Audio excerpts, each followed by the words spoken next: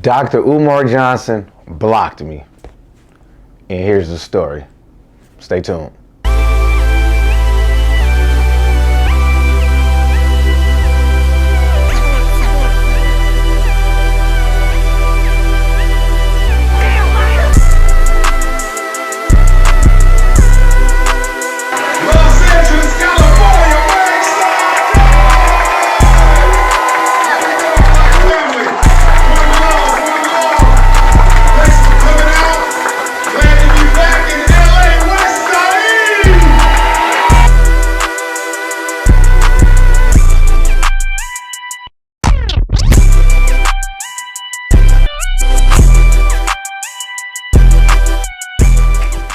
What it do, y'all? It's your boy P. Copy coming back in on you. I have another video.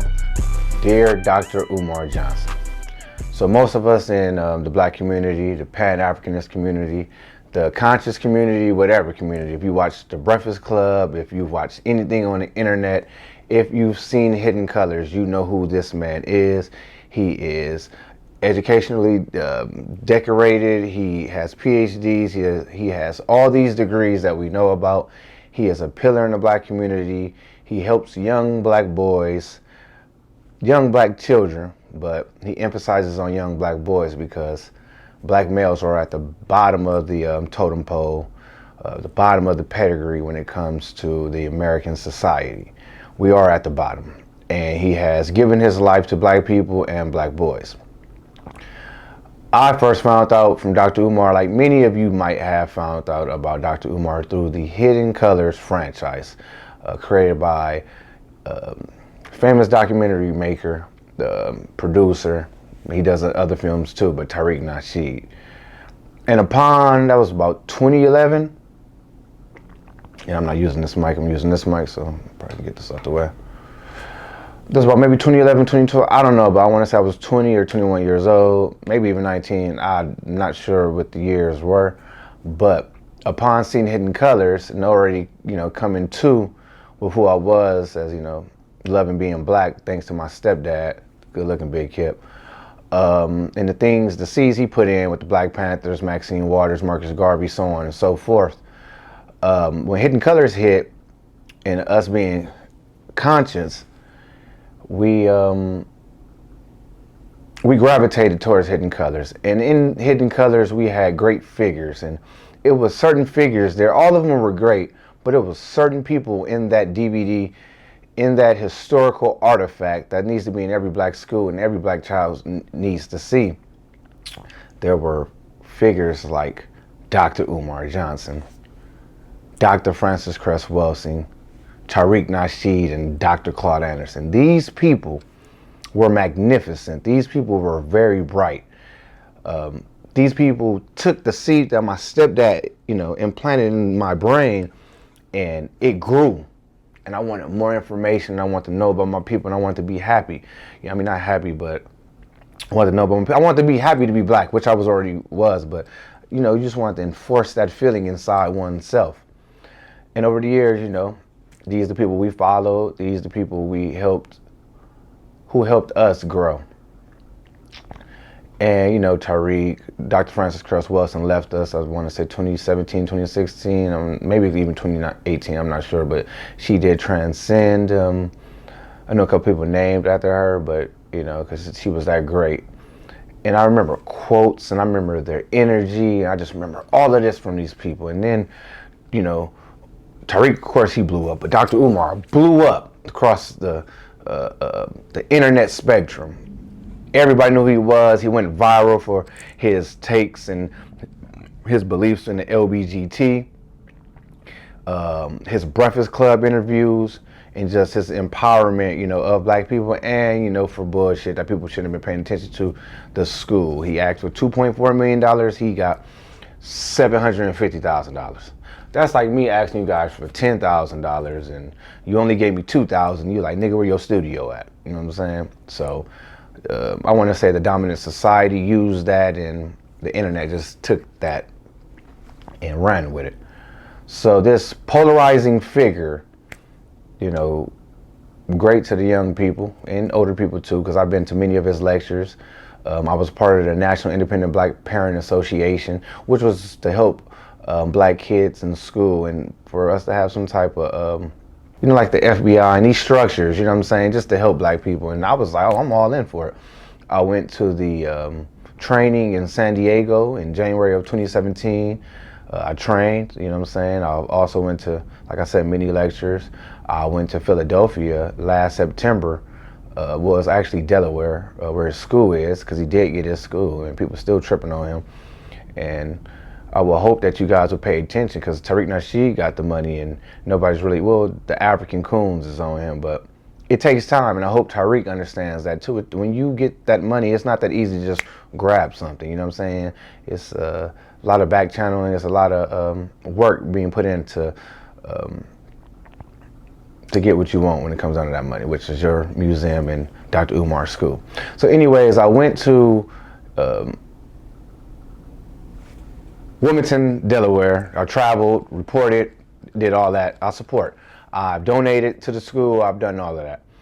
And Dr. Umar was talking about Ketanji Brown, the new Supreme Court Justice. Of course, it's a black woman, married to a white man, but, you know, nevertheless, a black woman. And that's where one of my problems come in with this man, and this is why he blocked me. So like I said, I've supported him, I've done this, I've done that. And he was talking about Ketanji Brown, and he was talking about the system. He's like, I hope you do well for black people, this and that. And I have a problem with that. Brother, we don't need people hurting us over and over and then sitting there to have hope for them to finally do something. That's what we did with President Barack Obama. We waited. I was 17 when he was elected, some shit like that, I don't know. And we cried, we celebrated, we did all of that. And he did nothing for us. And we gave him excuses, and we said, you know what? He'll get us in the second term. He can't do it in the first term because he won't get elected. Then he got elected again, and he didn't do nothing for us. And we say, you know what? I know he did something for the LGBT. I know he gave amnesty to 3 million immigrants. We know he gave white women equal pay, because black women still make less than white women. Ain't that a bitch? We know all this happened. And he gave Jewish people reparations. He did all type of shit. Native Americans money. He everybody but us. And we gave him a chance. And we like, you know what? He's not gonna do it right now. He's gonna do it the second half of his second term. And he didn't do anything. And then it got to, he gonna give us something on his last day. He can't do it right now because it'll hurt him. His last day in office, he will get us right. Then bam, nothing happened. And I can give you many more examples, but to keep this video short, I won't. We know what's up when it's a black person in a high place. They get nothing done. And at least Barack didn't outright hurt us. When it came out to Ketanji Brown, she outright hurt people. Black people sued Lockheed Martin. That is one of the top, if not the top, defense company in our country. I want to say it was a mass shooting there. The black people sued with everything they were going through, which was racial discrimination, just racial terror from these white supremacists. And 5,200 people, these numbers are almost exact, but you know, it might be off about 100 or whatever, whatnot. 5,200 black people sued Lockheed Martin for $22 million. And Lockheed Martin said, man, settle. We ain't worried about it. Give them the money. And Ketanji Brown said, no. We're not giving these niggas no money. And this is the woman you're caping for? The woman with the white man? The woman who said 5,200 black people couldn't get a settlement that Lockheed Martin wasn't even trying to fight him for? The same woman that sat there when she was being, what's the term? Whatever it was, when Congress is talking to the appointee, when she was being appointed. And she was going through the question, and she said she didn't know what a woman is. Can you provide a definition for the word woman? Can I provide a definition? Mm-hmm. No. Yeah. I can't. You can't? Not in Okay. this context. So you I'm not a believe the meaning biologist. of- Because she with the Democratic Party, and a man with a penis can be a woman?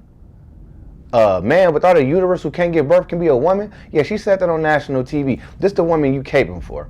And that's the reason why you blocked me. That's not the only problem I have with you. I have other problems with you. You know what I'm saying? For all these people that sit there and we deal with you and we donate, and if we say something wrong, boom, that's it. Because you have a problem up here. You can be intelligent, intellectual, older brother now because you're not young anymore. But you got problems. Most of you guys do. Most of you guys got problems. But you sit here, and if we ain't just slaves to what you say, and we have different opinions, that's it. You blocked me. And I found that very disrespectful. Because we sat here and we supported you.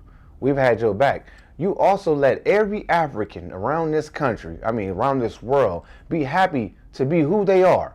But when it comes down to us saying, we're not going to call ourselves African American anymore because Jesse Jackson is the one who created that term.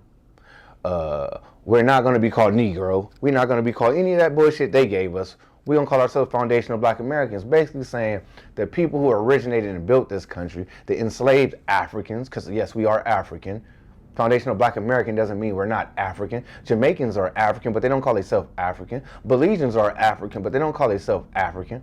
I can go on and on. Costa Ricans, Venezuelans, all these Africans, people from Barbados, Blasians, or what they call it, Bajans, excuse me.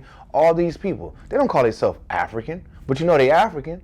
So why is it a problem that we call ourselves Foundational Black Americans and we somewhat being Sambos, somewhat cooning? We're not saying that, we love America. No, we love our people that built this country, who built the first railroads, who built Congress, who built the White House, who built these first skyscrapers, you know what I'm saying, or the small buildings that ended up being skyscrapers. These people who planted and gathered the tobacco, the indigo, the cotton, all these things, the first stocks, you know what I'm saying? The people who fought back in the 77 revolutions or uprisings in the slave plantations that they don't talk about. The Seminoles, who fought against the American army and won.